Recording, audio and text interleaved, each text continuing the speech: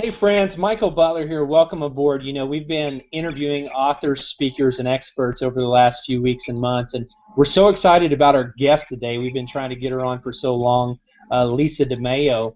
She's a professional speaker and life coach, executive leadership coach with more than 20 years experience.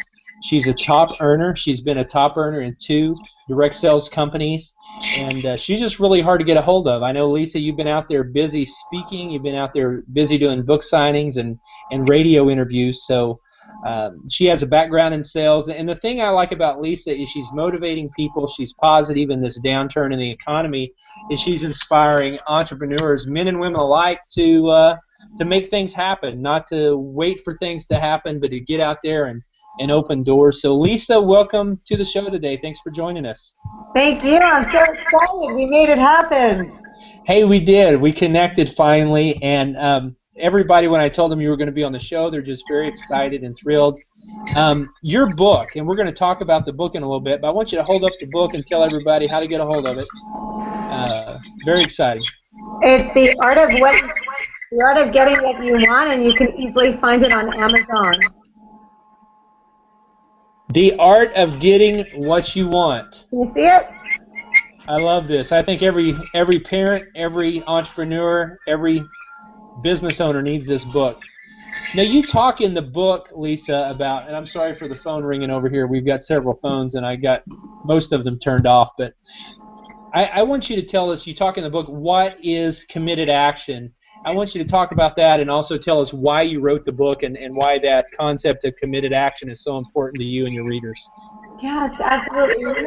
Michael, in my industry, there's a lot of people who do coaching. And just like anything else, if you're a coach or you're teaching and training someone, I need to know you did it. I'm not okay with somebody getting up in front of the room and telling me how to do what I do without any experience in having been in my shoes. And for many years, I have done all different kinds of coaching. I'm trained in many different modalities. And I did the work, but then I applied the work to my life. So was willing to get out on a skinny branch many, many, many times over and over and over and apply what I learned. I had a coaching business in New York City. I left one position in network marketing as a top income earner, high level, speaking all over the planet for this company, walked away, started the next day at zero to join my current company. And there's something to be said about people who walk the walk and talk the talk. And that's committed action. I don't say I'm going to do it, or I wish tomorrow was better for me, or gosh, here's what you should do to change your life. But I'm in the same place I was 10 years ago and comfortable. So I've learned that for me, redefining my comfort zone, where I get that feeling in my stomach, and we all get it, that blah, blah, blah feeling. It's like, okay, something's about to happen. And that's living in committed action. It's taking the necessary steps, the action steps, toward a goal, not knowing what your end result is going to be. Your end result is an interpretation, a wish, a dream. It's a goal. It's a dream with a deadline. But anything can happen along the way. And it's knowing how to navigate through your circumstances. They're not changing, guys. Your circumstance is what it is, right? You're a single dad, a single mom, you're whatever it is, that doesn't change right away. Only your reaction to it changes. So living in committed action is, no matter what life throws at me, is knowing that I have the ability to navigate toward a goal and keep doing the do in spite of the cards I'm dealt. Now, Lisa, you talk about in the book, visualizing your success. You've been at the top of two network marketing companies, a top earner in just 7 years. So visualizing your success, how important is it? I've heard you tell your stories on stage. I've seen you online motivate audiences. How sure were you of success, and what do you tell somebody that maybe is a little unsure of themselves? Well, I think success is an interpretation, right? What you think is successful may not be successful for me. So I knew I would achieve it. I didn't know if it was going to be on my time, my timeline, my time frame. But I knew that as long as I got up every day and I worked toward that goal, in spite of this element called time, that I was going to be successful, because successful for me is making enough money to maintain the lifestyle that I've become very used to and raising 3 children on my own. And as long as I was going to be able to continue doing that, I'm successful in my own right, in my definition of success. Somebody else may not think I'm successful. I'm divorced. Maybe they think, she's a failure. So it's my interpretation of what success is. And success for me was to replace my income, double my income, quadruple my income, and raise 3 amazing children and empower people to do the same thing. Define, and what I mean by that, Michael, is define what you want. Be very clear about that goal, and don't sell out. Don't give up because it doesn't happen within a certain amount of time. In the big picture of life, that is irrelevant. And I've put out there many times on stage, microphone in hand, I'm going to do this by this time next year. And maybe I got halfway to that goal. And no one ever called me up and said, hey, loser, you only got halfway to the goal and you still have, they were like, Lisa, come on, you could do it. We're cheering you on. And it's just being human, that life is going to get in the way. Circumstances are going to get in the way. And you need to find that fortitude. You need to have that piece of you that's just going to have it happen. You're going to move forward anyway, and it requires just constant effort and thought to take the next action step toward the goal. Well, and no doubt, Lisa, you've run into a number of obstacles. I know you share in your book about how you've overcome and continue to visualize success and work toward success. We're experiencing the worst recession since the Great Depression, and there's a lot of people that are getting a pink slip, they're getting laid off, and maybe many of them have wondered, could I be successful online? But maybe they've been forced out of their comfort zone. What do you say to someone that maybe is on the edge and needs a mentor? Because I've been watching you online for a while, and you're motivating people. There's people watching you that maybe you don't even realize that you're empowering them to take those next steps. What are the obstacles that you have overcome, and what would you say to somebody that maybe they're right here at the holidays and they're realizing they're coming to a crossroads? Maybe it's the end of a relationship or an end of a job or an end of an income stream. How do you pull yourself together and make that happen? First, I would say take an inventory of the tape in your head, the CD in your head that you play over and over and over again. What is the constant dialogue you're playing? So if it's, I could never do that, this is a bad time of year, this won't work for me, this is good for Michael, this is good for Lisa, whatever it is, first write all of those down, because you've made up that story about yourself. So if you've made up assessments that no longer serve you, they're not truths, they're just assessments you've made. You need to think about, is this going to serve me toward what I want? So you first need to know how to change that internal dialogue. And we hear it all the time, and people don't believe it, but it's so true. If I said to you, Michael, gosh, I don't trust myself, I don't think I could do that, this will never work for me, I don't know, I'm just not good enough, she's younger, she's prettier, he's thinner, he's smarter, this one, are you going to join me? You're going to want to follow me? So whether I say it or I'm thinking it. Absolutely not, right. No way, who would want to? It's like, I'm a loser, come follow me.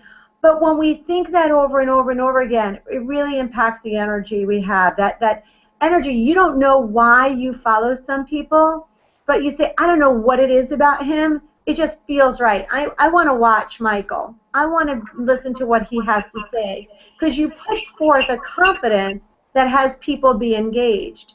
Well, before that happens, there's something that goes on inside. And the first thing that I would tell anyone, in spite of whatever the current circumstance is, what are 3 great things about you? Are you a great listener? Are you trustworthy? Are you an awesome dad? play on those things that are true, things that you really can pull out and say, that is true about me, and start to brag on yourself a little bit and play that story over and over. And then coming from that place, what are some action steps you could do? So if one of the things that you say is, I'm a great mom or I'm a great dad, go do something amazing with your kids that has you ground yourself in that gives you the evidence that you need, that that's true for you. Brag about that to someone. And when we start to build up our confidence that way, maybe in little tiny blocks for some people, we become stronger and stronger and stronger. And now I've gotten to the point where when people tell me I can't do something, I kind of laugh because it's like, really prove me wrong, right? And I'll go find the people who tell me I can. And they're out there. They're usually more successful than me. They've overcome more than me. But what's crazy, you guys, in life is that it's the crab in the bucket story. We don't really want anybody to be way more successful than we are, because then it's just proof that I'm not living to my full potential. So I may be lazy, and keeping all my crabs in the bucket makes me feel safe and secure. I was willing to break away from that, and I was willing to let go of a lot of relationships. They're still in my life, but let go of the impact that people had in my head about what I could do and what I couldn't do. And just said, well, you know, to myself, really, I'm sorry you feel that way, but I'm just going to do it anyway. And I'll tell you, even leaving one network marketing company to join another, when I was making it was a 2-year decision, 2-year process, and people said to me, you're out of your mind. You are so crazy. Do you really think you're going to be able to do that 2 times? You're so lucky you got in that company when you did. You rode a wave. It will never happen again. And, you know, it was upsetting to me to know that there's so many people out there that think that way. And it was a very bold move. I had no source of income other than what I had created, and my contract was I had to start at 0. There was no residual income coming in. And it proved not only to me, but so many people listening and following me, that sometimes in life you have to take a bold risk to have what you don't have. And that decision has been one of the best decisions I've ever made. You know, Lisa, I heard you talk about self-talk and positive self-talk and really giving ourselves permission to succeed, and the voices in our head. You know, so many of us have made decisions to move forward and embrace the unknown, and I really like what you said there. So why is it some people have trouble dreaming, have trouble taking action, have trouble moving forward? What is something you could push somebody over the edge, or maybe help them change their belief? What is one concept in the book that you use to motivate people to move forward? Well, one of the tools that I use all the time is getting that inventory of the assessments. We first have to identify why they are where they are and what their thought process is around it. Most of the time, believe it or not, is people don't know how. They don't know how to flip that switch in their head. They need somebody else to motivate them. I can't motivate anybody. I can barely motivate my kids to pick up their stuff. I mean, I'm not a motivator. People say, she's a motivational speaker. I speak the truth, and what I do is, in the book, provoke thinking. Have people sit back and say, I never thought of it like that. I never in a million years thought I could look at it this way, because we look where it's light in our life. We look in the same places over and over. You ever lose something, you go back to the same spot. You just look there 3 times. You go back to the same spot and look again. Guess what? It's not there. It's You've moved. exhausted that possibility. So we keep going back. We do the same thing in our life. We go back to what's comfortable. We go back to what's familiar. And we go back to what we know. So even the fact that somebody would pick up a book like this, you know, maybe they're not even exposed to anything like this. Utilizing those tools, joining groups, you know, reading your blog, following people who think outside of the box. But here's the trick. You need to be willing to just receive without interpretation, because we have so much judgment built up in us about what we know is right and wrong. So if I'm reading something you wrote with a preconceived notion of, oh, he's that, I've already shut down, why bother? So, you know, one of the reasons I wrote the book, because I don't just talk about doing stuff, I do it. And people say all the time, you're so bold and courageous, and I get described as that so often. I'm like, oh, I'm really not. I really do shake in my seat, and I stay up many nights going, am I really crazy? But I did the do for many years, and I walk the walk, and I talk the talk, and I do it with fear. The fear never goes away. I do it with questioning. Did I make the right decision? You know, I don't do it with regret ever.